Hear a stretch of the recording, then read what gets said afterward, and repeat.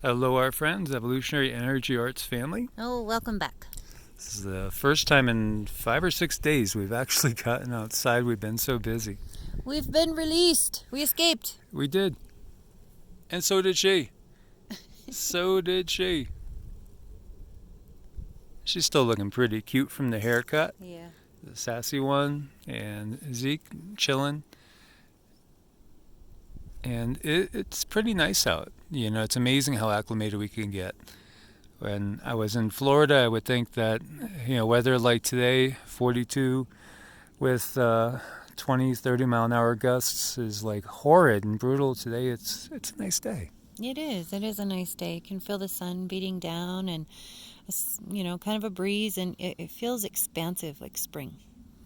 Yeah, we've been thinking about all sorts of things. I've had temptations to run back to Florida, be by the beach and all this and all that, but I think really for us, the most important thing is to be able to get out in the woods, to stay as far away from civilization as possible, because we're just getting too sensitive to the energies. Oh, I know. That's really happening a lot, and it seems like with these energy upgrades, about 4 weeks ago, I got the message that the sun was giving us upgrades, and now I'm seeing them come to fruition, and I'm even more sensitive now than I was before, and I'm sure that's happening to many of you. Yeah, it's been interesting. I'm getting more confident in some of my more Cindy-ish abilities because, I'll say something and she'll verify it. And that's super cool. But as we've shared, part of our regular routine is getting out in the morning and usually somewhere between 10 and noon and doing our mantras and our meditation for an hour in the sun and taking those downloads consciously, pulling in the prana, the life force from the sun consciously. Yes, and taking in that information and letting it just help evolve you, because that's what's going on. We're evolving. So in the last video, we were talking about this dark hierarchy, and we want to expand a little bit upon that right now, just basically talking about some of the terms that we've been brought up with, if we were, say, from the Judeo-Christian tradition, and looking at it perhaps with a little bit of an updated data stream, so to speak. Yes, I think that's the good way to put it. Yeah, it's fascinating. Like Elon Musk, I touched on that. I was listening to him in an interview, and he was, the question was about, these certain things that begin with a V, right? And how DNA can be changed. And his quote was, DNA is it's a computer program. That's what it is. It is. We know it's a computer program. And he said, with the right data, the right DNA, you could turn a person into a butterfly. You could turn them into a puppy. Yeah. You could turn them into a dogman. You could turn them into all these hybrids and mythological, quote, mythological, maybe not so mythological creatures. Yep, and there you have it. Just plain flat admission, and he probably assumes that most people are not going to take him seriously. And by the way, we've really scanned him, and we've scanned his girlfriend, and his girlfriend is very, very much reminiscent. If you guys watched the last video of that photo of Enlil and Enki, if you know what I mean, kind of scaly there. Yeah, definitely. But interestingly, Elon Musk even said that he was an alien in a tweet, like laughingly. So, I asked Cindy, is he? Well, yeah. No, and yes, not laughingly. He really is. And was to come down here to bring benefits to mankind, and has now been compromised. Yeah, most definitely compromised. So, it's not like maybe what we have thought of in our biblical sense or romantic history. It's much, much more realistic in that, beings can become compromised very easy, can be brought into that dark side. What is the dark side really ultimately? Well, as we talked about, they've told us everything in the movies. They've given us so many different clues. And if you look to the Matrix, well, what's the big enemy? Well, it's not human. It's not even really biological. When you look to the Terminator series, it's the same thing. It's technology. Not that all technology is evil, because technology can be used for good, for sure. Oh, absolutely. Things like a thermometer to take the temperature of your baby so that you can give them the right medicine. Yes, and whatever that is, hopefully it's something that's organic and green and natural. Yes. you know, because as we know, there's so many different layers to the system that we are in, completely different layers, one upon the other. And ultimately, as we said in the last one, the top of the food chain on the dark side is what we would call this AI technology slash dragon type thing. The serpent of old, the dragon and serpent and devil figure, Satan from the Bible. But again, see, there is truth in the Bible, but the Bible's been also edited, redacted, and twisted so that it is something that fits the world system, the system of those that run the world. Who runs the world? Well, Satan, the adversary of humanity, runs the world, which is ultimately, coming down to this AI draconian system. And, we're all going to be faced with choices, if we want to have certain conveniences or do we want to develop ourselves in a more organic way. Exactly. So the infiltration of this into humanity is really what selling your soul to the devil is. It's allowing oneself to become merged with this AI black goo, and that's only just one aspect of it. The technology that's extremely small, NaNO, right? Which is all around us, and unfortunately probably in us, in the very air we breathe. I know, and it's up to us if we want to follow an organic path, because everything that they put in front of us, every temptation they put in front of us, can be obtained organically, and then you're more of a limitless being.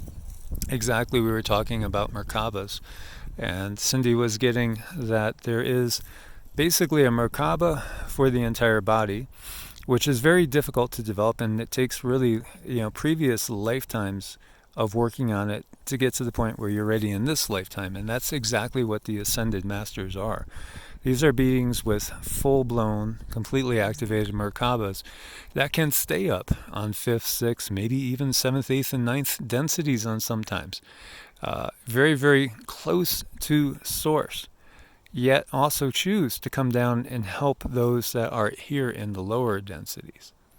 Right, and then we have the Merkaba in the like on the pineal gland in your brain where you travel. Like if your physical body is laying there in bed and you decide to go pop in and see your mom, that's your Merkaba in your brain, in your mind, on your pineal gland.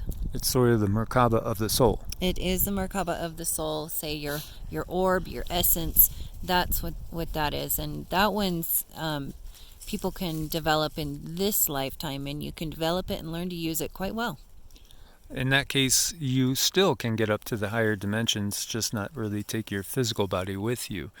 Mm-hmm. 1 Corinthians, when it's saying, "Lo, I will tell you a secret, we shall not all die, but we shall all be changed," is alluding to, the full Merkaba, which again is a rarity, but it can be done with dedication. But it takes a lot of dedication, a lot of work, of which the vast majority of people will not take the time or make the effort primarily because they're already caught in the beast system. And this beast system has been with us forever.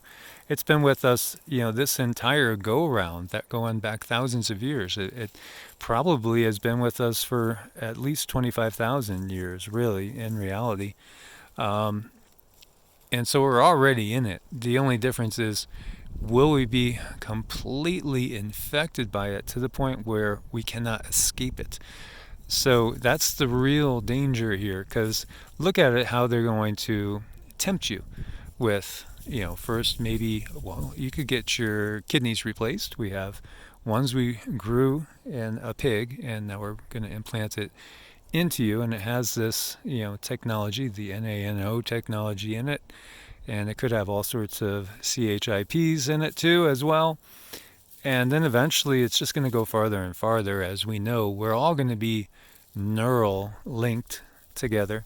We already are in a natural way, in an organic way. So, the satanic way of things is a artificial copy of what's happening or what would happen organically. Yes, and that's everywhere we look. Even like Messenger is an artificial copy of what we can already do from our mind to mind. Mike and I have been able to kind of finish each other's sentences even more and more and more lately. And we can all do that with all the upgrades and when you're with your family members. And we don't need the messenger so much, because it's an artificial copy, and we're going to be faced with this decision on deeper and deeper levels. Do we want to develop organically and be limitless and not dependent, or are we going to go with the photocopy? In the natural order of things, when we die, we go through a life review, and that's just typical and normal. Now, sometimes people die in such a traumatic way or in such a fast way that they don't understand what happened. And there are a lot of souls that are just sort of trapped. They're trapped in the in-between. We see them every single day. They're around us because they know we can sense them. And our light is such that they can recognize, oh, here are people I could communicate with. So, there's countless souls that are trapped in the in-between, so to speak. Eventually, they will make their way to the light, so to speak, to where they get to do a life review and then plan their course for the next lifetime according to karmic events. It's interesting, in some traditions, there are what's known of as the lords of karma. And we can also kind of even look to the archangels in the archangelic realm as quote unquote being the lords of karma. We see in the Egyptian tradition, when you die in the Egyptian Book of the Dead, they basically weigh the soul against a feather. And so if the soul is not lighter than the feather, it will be quote unquote judged so, in a karmic sense again. And nothing is forever, so it's not eternal torment in hell. That's just basically out there to try to scare people into obeying the powers that be. Exactly. So developing our energy body, working on our soul, working on our traumas, helping free ourselves in our minds, free ourselves of old traumas, old patterns, even bad behaviors. Look at yourself and look at how are things around your immediate environment. Are those things going as smooth as they could be? Are there improvements you could make? Just living a good, honest, healthy, clean lifestyle to the best of your ability is going to help us so much. It is. It's imperative, and we've seen tremendous changes. We talked to one of our brothers who we had talked to. This is Alex. Gosh, I don't know. We worked on him maybe 6 months ago. Yeah. And the changes in him are amazing. Amazing. He's progressed so rapidly after just whatever realizations he had, looking and starting to use mantras and having a regular practice, changing his diet, changing his intake of things, both food-wise and energetically. And so he's well on his way now. Yeah, that was beautiful to see that someone had been growing the entire time. So that's always nice to help put people in alignment, soul realignment, and then you just kind of let them go off and they float to where they're supposed to float to. Yes. So, when we're talking about the Bible having distortions in it, because again, the one we have was written, it was put together by King James originally. And of course, there's many other different versions out there. And, he was the head of the Masons. He is part of the secret society system.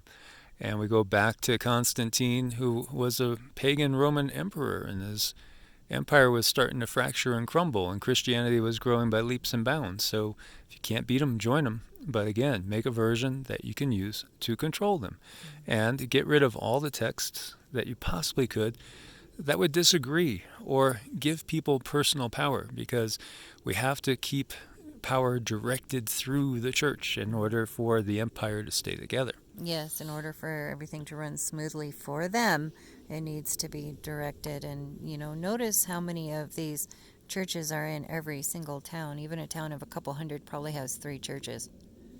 Yeah, they're everywhere, and it's part of the control system. Because the mystery traditions on the Western side of things talk about, the individual and how the kingdom of God is within. Gnosis, knowing, is something that's an individual personal process. Each one of us are different. And so in other traditions, we see that it's recognized that God, the Creator, is within inside every bit of its creation. So God's within us, experiencing things from different perspectives. And that's really the bottom line. We don't have to have a one-size-fits-all system. That's all human created, and all created for controlling the minds and hearts through fear-based, religious perspective. You better, or you're going to hell to burn forever in hellfire. I know, and that's playing on the ego, somebody's ability, their survival, and we are built to survive. So when you start tinkering with the ego, you're really creating a monster to go up against. That's how I see it. Yeah, and so if God is ultimately love, then the statement, the fear of God is the beginning of wisdom. That is just, well, that's just stupid. It doesn't make any logical sense. But then we get, people saying, well, I don't understand it, so I'm just going to say it's a divine mystery because that's what they told me to say. Mm-hmm. Right. So they've already given us pre-planned things to tell ourselves just in case we start asking questions and wandering from the herd. Yeah, and we're told kingship comes from on high. Kingship was given by God to certain people, a divine right to rule. And we see, the Babylonian Sumerian system, and we see these Anunnaki beings, dragging humans around by their necks, attached by ropes as slaves. And then when they leave, they appoint certain beings to be in charge in their stead. So that whole concept of kingship coming from on high, coming from God, is coming from the Anunnaki beings who are not God. They're just beings, again. And they are slave traders, and they are everything that is wrong and evil, really, in this world. I know, and that's what we need to start to understand is the rulership and how things are actually ran, where they actually came from. We need to shed more truth and more light on that. Most definitely. And we need to wake up the masses to it so they're no longer giving it power. Because that's how they keep control, is by us giving away our power.